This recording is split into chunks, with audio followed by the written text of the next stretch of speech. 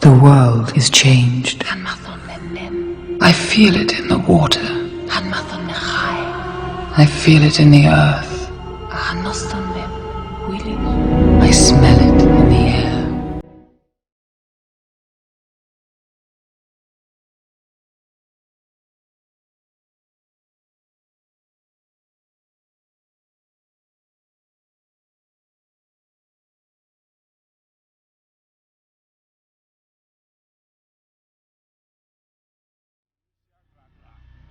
So, my name is Halimah Alli-Bankole.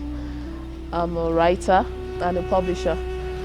So, also, I'm very particular about teenagers. So, I'm concerned about teenagers because I see the teen years like a very turbulent period because when you're a teenager, you are just leaving the childhood and moving on to adulthood. And adulthood is something you don't have an experience with. Yeah, and you've been comfortable with childhood for a while. So when you're moving on to this adulthood that is new, so there will be like some confusing things. There are new physical developments, sexual developments, new awareness and everything like that. So because of this, I'm very concerned about working with teenagers because I've been a teenager too. I remember a few of my turbulent periods trying to understand how to cope with being a teenager and everything. And so now that I'm older, I feel that we don't really need to leave these teenagers to just struggle to find a bearing. With that, we have the experience and we know a little bit. Why don't we get closer to them and try to make that period easier for them? Because some terrible mistakes that are made in the teen years could last for a lifetime. And one thing about teenagers is that they are actually close to children, to being children. And so they are still kind of innocent to some point. So some of them that actually go bad, it's not like they actually want to be bad or they are born bad. So, but some experiences that they have. So my particular concern about teenagehood, because there are a lot of issues about teenagehood, but my particular focus is on the issue of sexuality, actually on the issue of abstinence.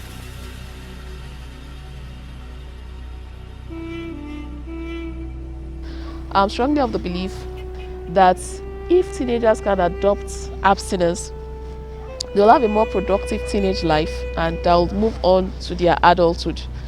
So over the years, starting from when I wrote a book, the book titled Let's Talk Love. So the book talk about the feelings that comes naturally with puberty and dealing with things like infatuation, attraction to the opposite sex, and trying to tell them what's normal, but trying to tell them that the fact that it's a normal reaction of how they are made, they have the ability to resist that nature and to be disciplined enough. So that has been my advocacy for some years now. However, it was very saddening a few years back to just discover that there's a counter advocacy, something completely opposite to what I've been advocating.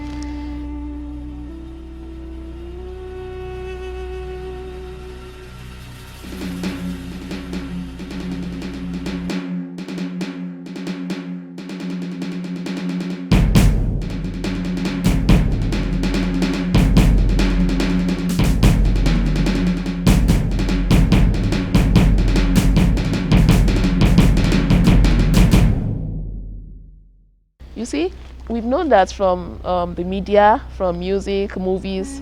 That has only been my focus of where they are getting the negative vibes that is telling them that they should just feel free and be promiscuous or there's no harm in premarital sex and the likes. So it has just been maybe the entertainers, TV and the likes, and so that has been our focus on how to tell them that don't get carried away by it, is their livelihood and the likes.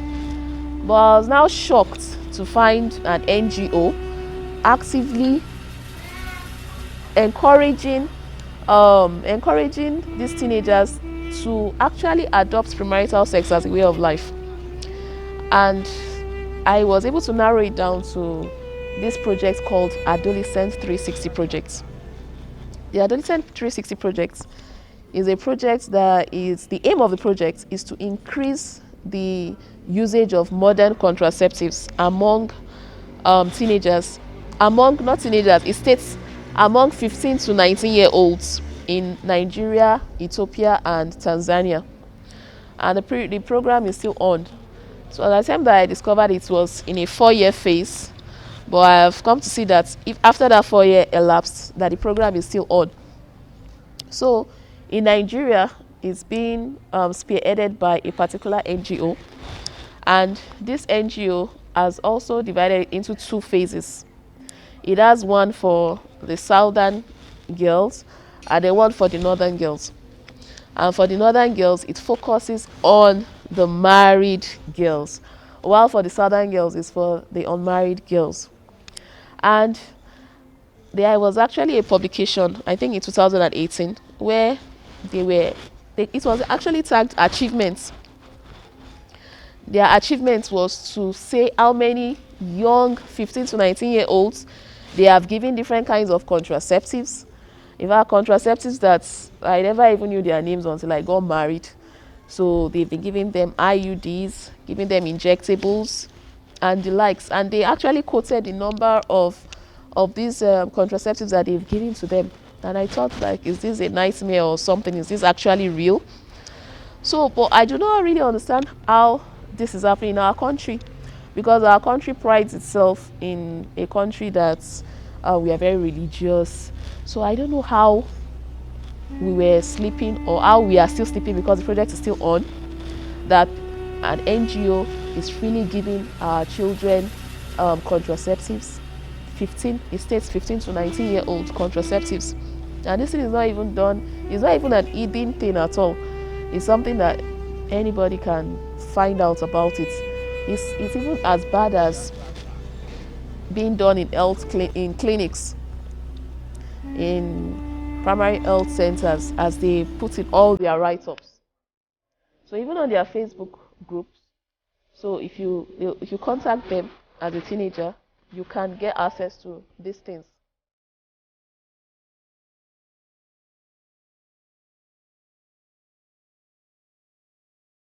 The whole idea about this thing is under the tag of CSE, Comprehensive Sex Education. So this comprehensive sex education is a worldwide thing, and I think a few years back it just got compulsorily introduced into the UK school system. Some time back, some years back, can't remember the exact year, it was they introduced it into our own school system too. So, but when parents chew alarm that I'm seeing masturbation in my child's book, that it's okay for a child to masturbate. So, is it a concerned parents network or something? There was a parents network, and I think the NAPS, so they fought back, and then some aspects of this were removed.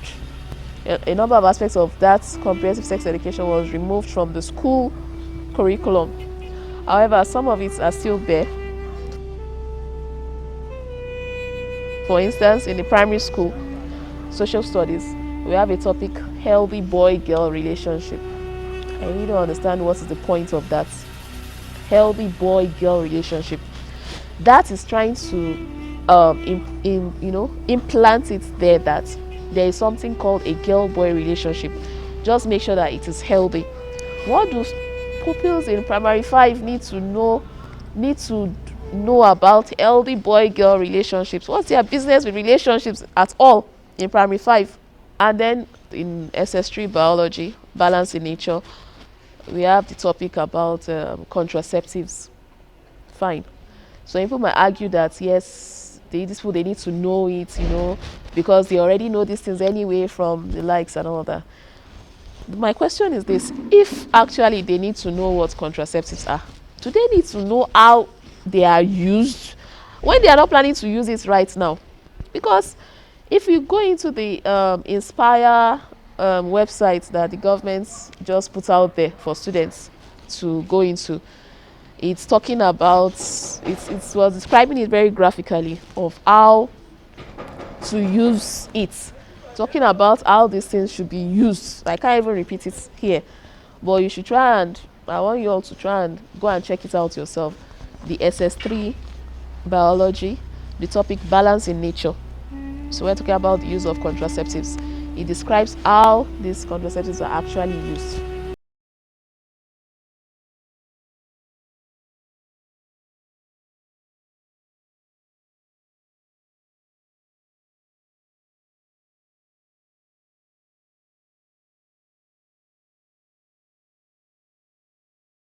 Aspect of the CSE is the issue of gender identification, gender orientation, and the likes. And when we talk about gender orientation and the likes, we get into the issue of LGBTQ ideologies.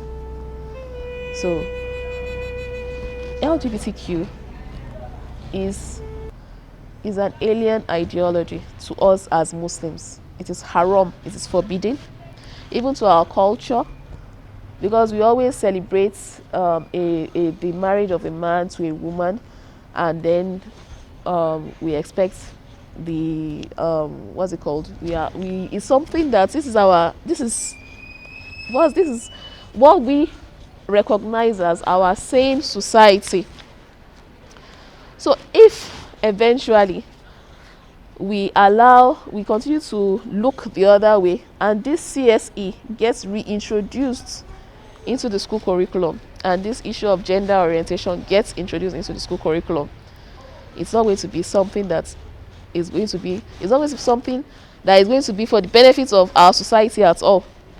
Because I read the story of a parent in Canada, whereby the daughter decided that she wanted to be a boy. I think she was 13 years at that time, and then the mother was okay with it, but the father said he wasn't okay with it, and they had a court case and they continued, but the father lost out and he couldn't do anything about it, and his daughter became a boy, and he went through all these tests.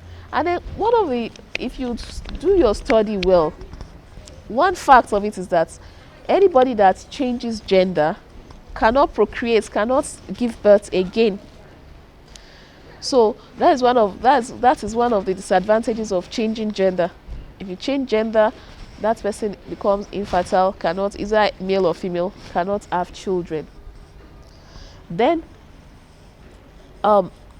aside from that, these things, there are those that have eventually decided that they want to change back to their original gender. This change of gender causes psychological problems, which of course naturally should be. God doesn't make mistakes with our gender of who should be a male and who should be a female. And please, let's try to be a bit logical about it. I don't know why you'll decide to cut healthy parts of your body just because you want to change to another gender, and that is what these people do. So this is in Canada, and this is as a result of the CSE education. So we do not need this comprehensive sex education in our own school system. Yes, our students need sexuality education, but it should be a homebred sexuality education. Let us develop our own sexuality education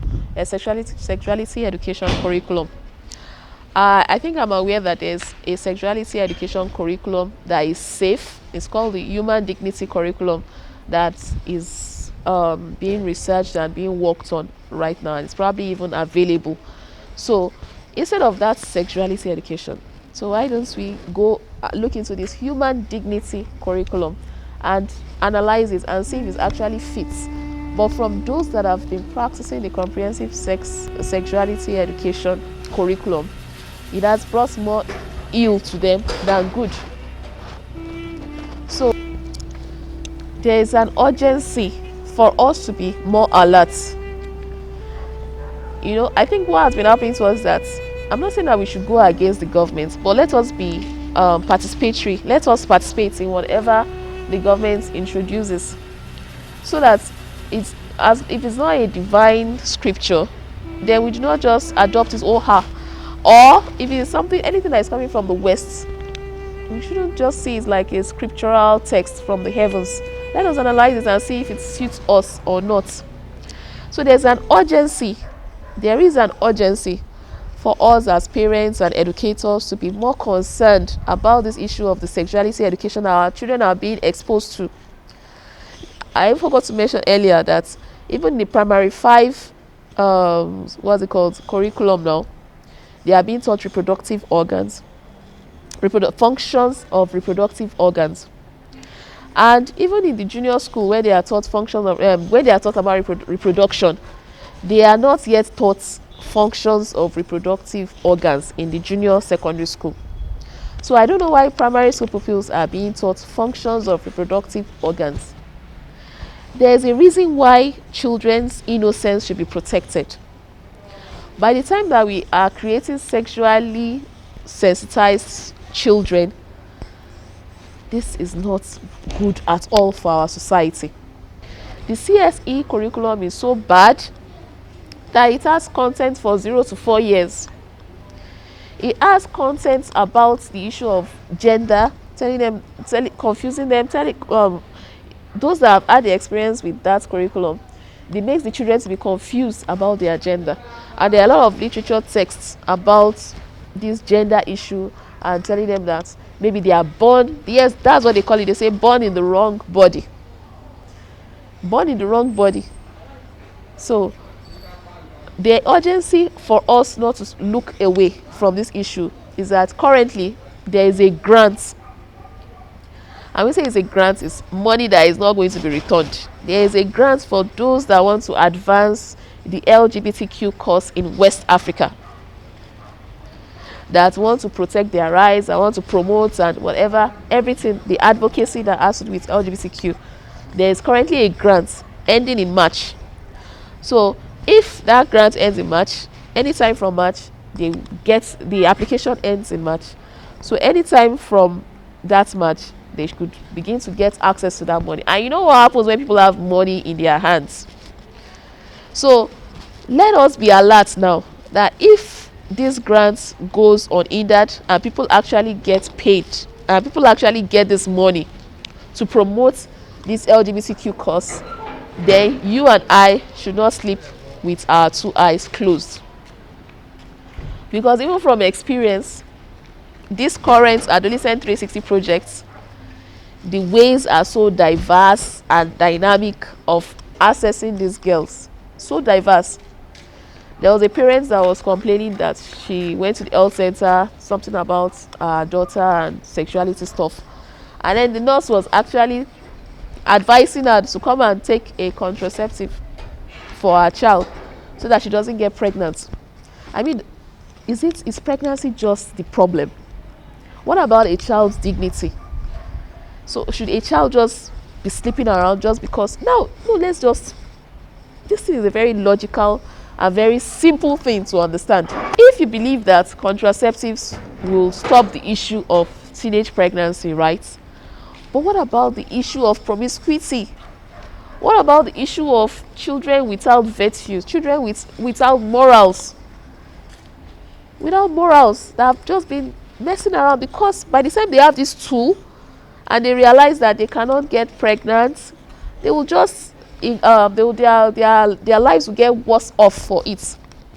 Their lives will get worse off for it. And all these so-called contraceptives that are even supposed to be harmless have different kinds of side effects. It is a confirmed fact that they have side effects. And some of these contraceptives are not even supposed to be used by teenagers. But these children have access to all of these contraceptives.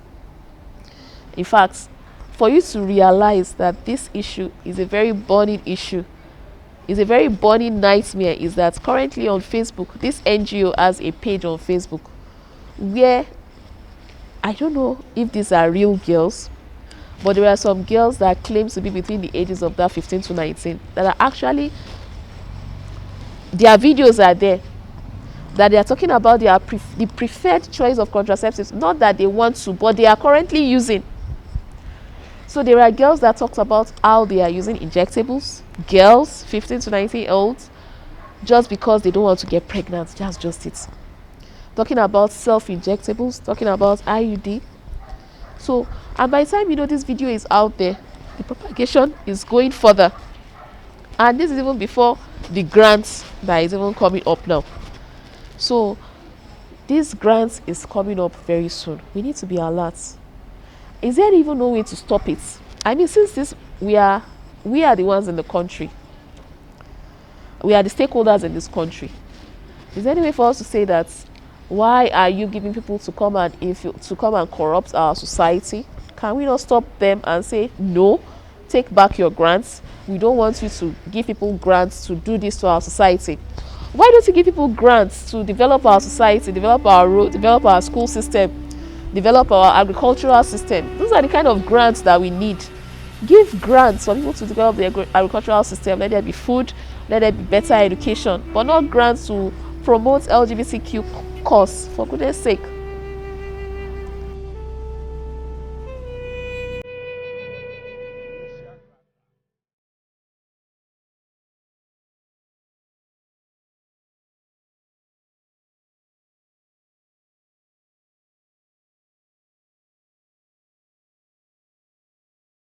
Like I said earlier, I'm a writer. I publish, and I told you earlier also that I'm very keen on teenagers and trying to be there for them and trying to guide them on the right track. So I decided to then also, as a writer, I also want to encourage young writers, because like my publishing house, my slogan or my motto is healthy meals for the minds that read. So I'm trying to encourage young ones to also imbibe that let us write for a purpose, to improve the morals in the society, to speak for what is right. So let us write right and speak for what is right. So I've organized like 3 short story contests. The first short story contest was on societal values generally, while the second short story contest was tagged My Chastity, My Pride, speaking basically about the issue of abstinence, because abstinence remains the surest means to have a very dignified teenagehood and a very dignified life, even actually, until you are married.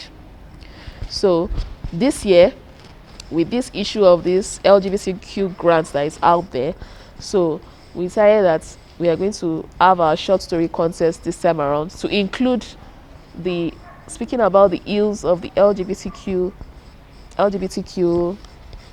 advancement or infiltration into our society. So at the moment, LGBTQ is not part of our society, is not adopted in our society, and it's something that we should try to keep to remain that way. We shouldn't advance it. Definitely people will be different and people will have different values and different thing. But when we talk about promoting a particular thing, so that is another ball game on its own. So there shouldn't be an active promotion and active advancement of these ideologies in the society. So it's not for the benefit of the society at all. It is very detrimental to the society. So that is why this year our third short story contest, it was basically about writing short stories that promote abstinence and try to enlighten the young ones about the dangers of the LGBTQ ideology and about the dangers of engaging in premarital sex before, that is, yes, of not adopting abstinence.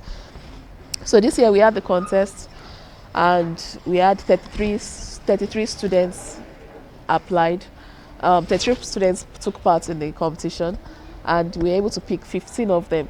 So these 15 stories have been published into a book. So the book is titled My Body, My Treasure. So it's a compilation of the 15 winning short stories of the contest. And so my message to our teenagers out there is that abstinence remains the surest way. No matter how it is being made to seem impossible, it is very, very possible to abstain till marriage. So try to abstain till marriage to have a more dignifying and healthier lifestyle. LGBTQ is alien to us in Nigeria, is alien to both faiths. It does not represent our values, our value system. So we shouldn't look the other way. If there is a call to promote the propagation of this in our society. So currently there is a grant out there to promote the cause of LGBTQ in West Africa. So what are you going to do about it?